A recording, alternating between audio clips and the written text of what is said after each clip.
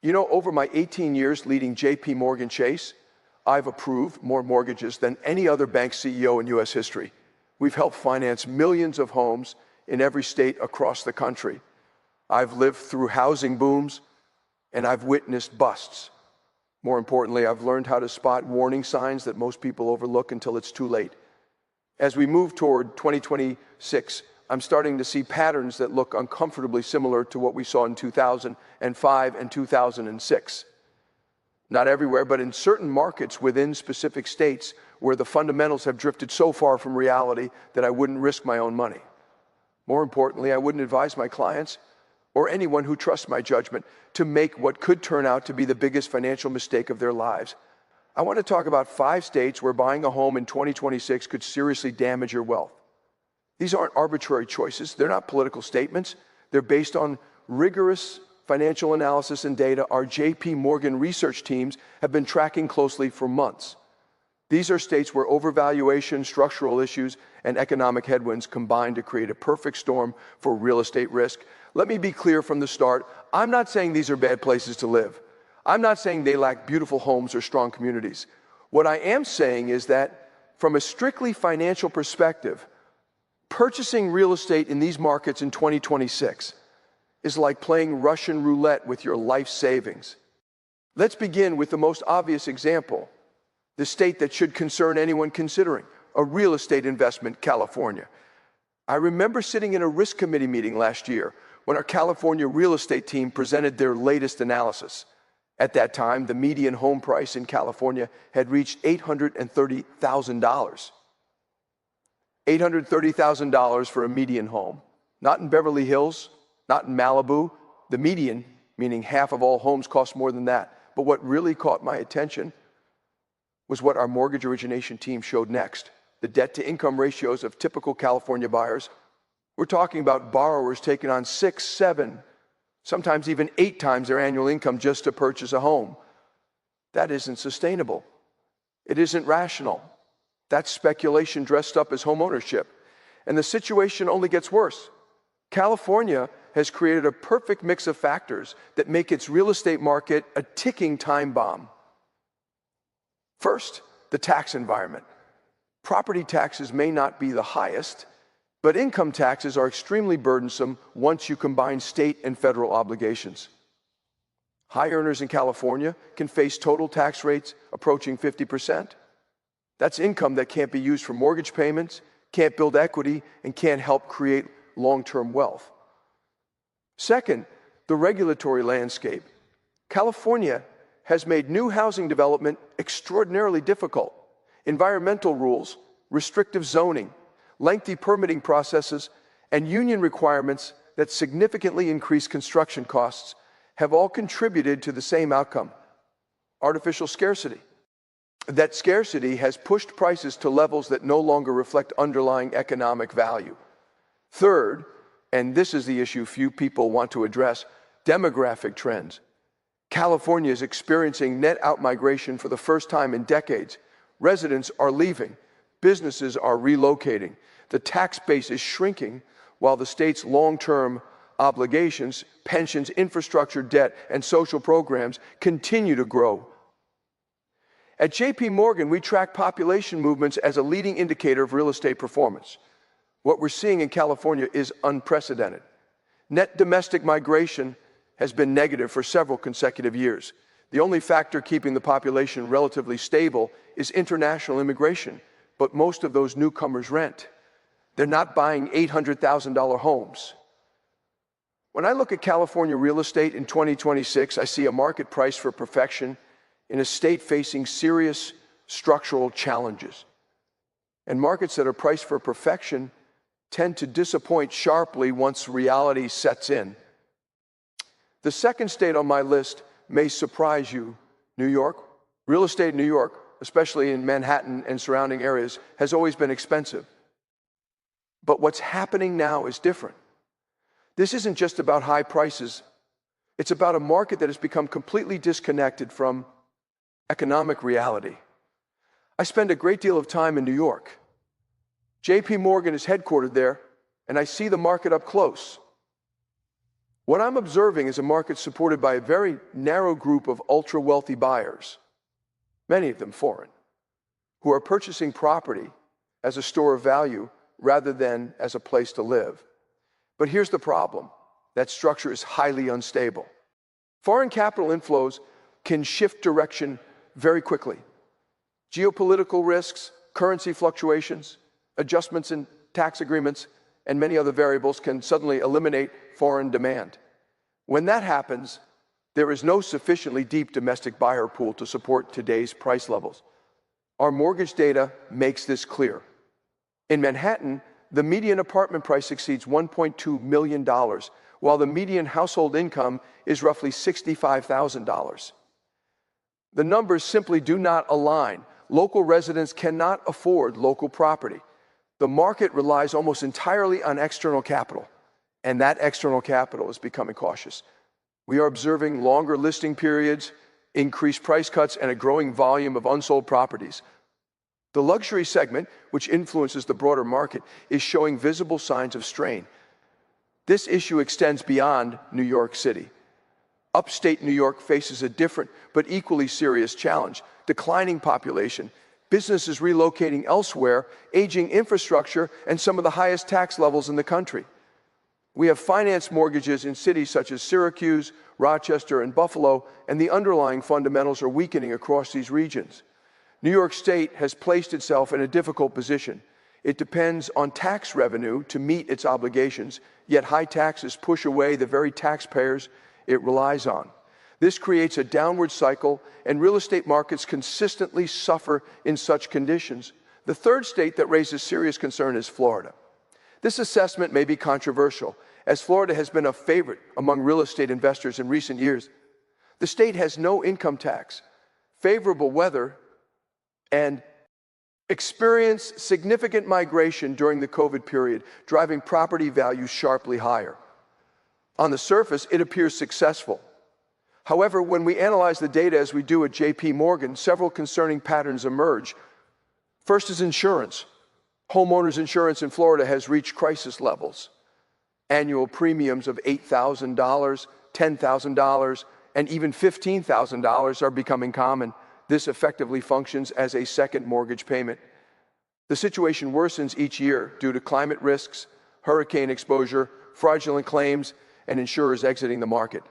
The state has established a government-backed insurer of last resort, but it is already underfunded, leaving taxpayers responsible for potential deficits. When our risk teams evaluate Florida real estate, they must include insurance costs that can add $1,000 or more to monthly housing expenses. This significantly alters affordability calculations. Second, the migration narrative is more nuanced than commonly portrayed.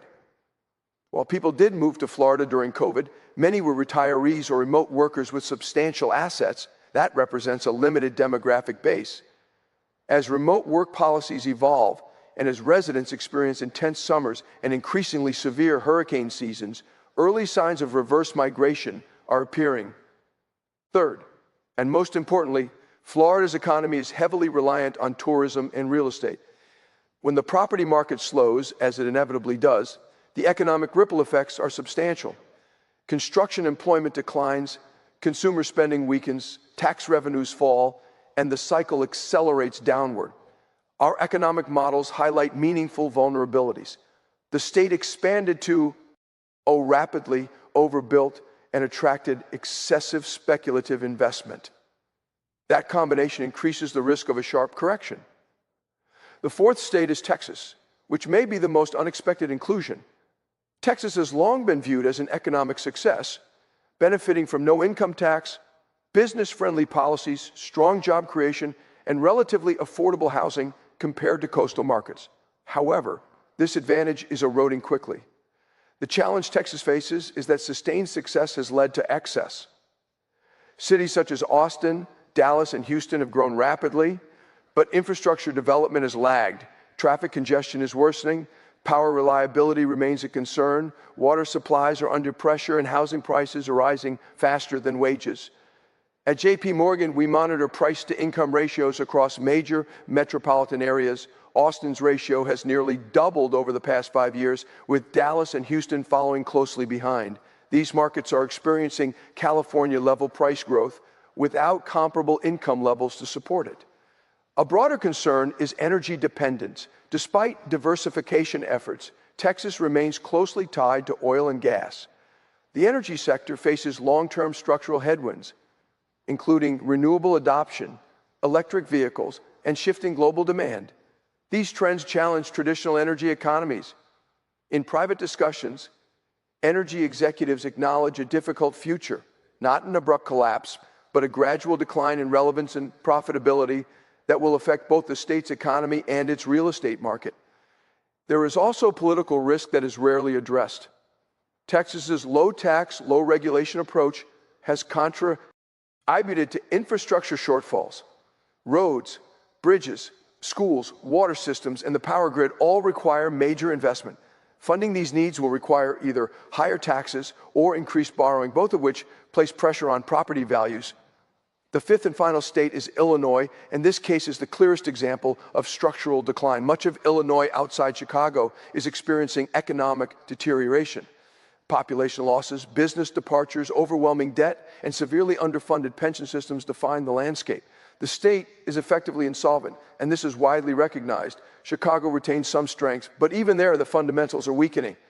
Rising crime, high taxes, and political instability create a challenging environment for real estate. At J.P. Morgan, we have reduced exposure to Illinois municipal bonds over many years because we question the state's ability to meet long-term commitments.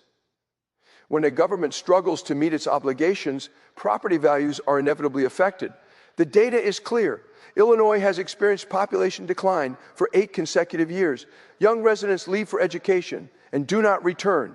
Companies relocate to lower-cost, more business-friendly states. Retirees move to regions with more favorable tax policies. When population declines, particularly among younger, skilled, high-income groups, real estate values decline as well. The mechanism is simple. Fewer buyers result in lower prices. Now, let me explain why these warnings are important and why timing plays a critical role. Real estate operates in long cycles, often much longer than stock market cycles. When a housing market declines, it can remain depressed for years, sometimes even decades. Buyers in Japan in 1989 are still underwater today. Those who purchased in certain Midwestern markets around 2000 never fully recovered their equity. A common mistake is believing that real estate always rises over time. That assumption only holds true in economically growing and vibrant regions.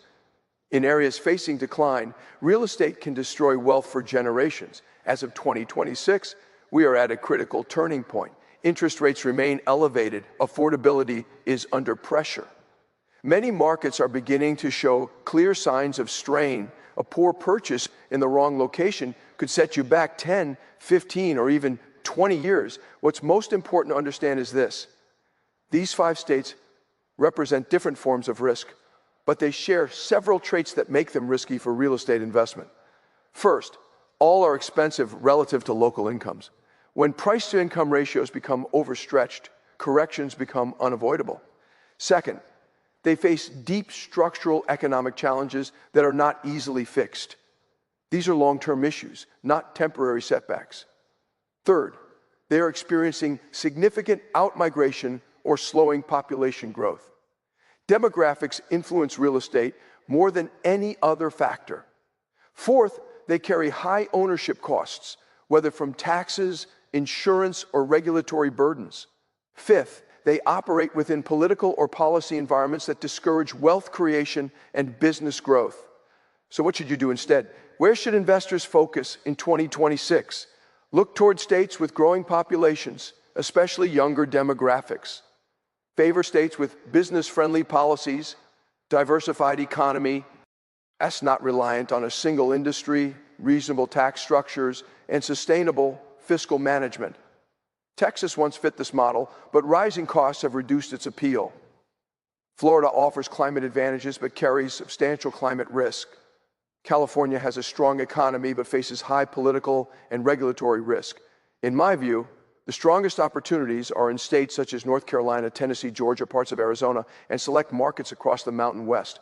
These regions show solid fundamentals, population growth, economic diversity, manageable costs, and pro-business policies. Even so, caution is essential. Specific markets and individual properties still matter. The era where location alone was enough is over. Today, fundamentals matter most.